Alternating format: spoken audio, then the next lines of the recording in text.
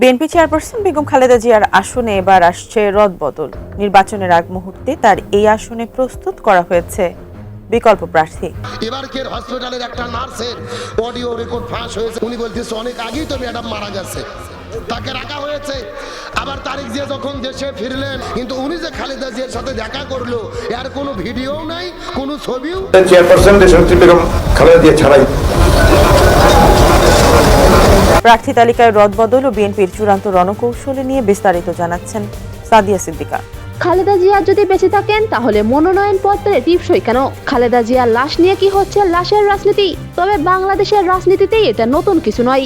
অতীতে আমরা দেখেছি মৃত্যু কেবল শোকের বিষয় নয়, বরং রাজনৈতিক হাতিয়ার হিসেবে ব্যবহৃত হয়েছে।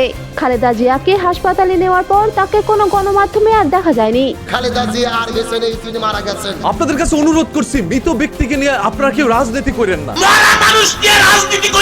রাজনৈতিক ষড়যন্ত্রের আভাস পাচ্ছি। আজও কি বাংলাদেশে খালেদা দিয়ে জীবিত আছে নাকি মারা গেছে? মারা যাওয়ার পরও তাকে এইভাবে লাইফ সাপোর্ট দিয়ে রাখছে, যাতে করে মানুষ যেন এই বাংলাদেশে যেন ইলেকশনের আগে যেন কোনো গন্ডগোল না হয়।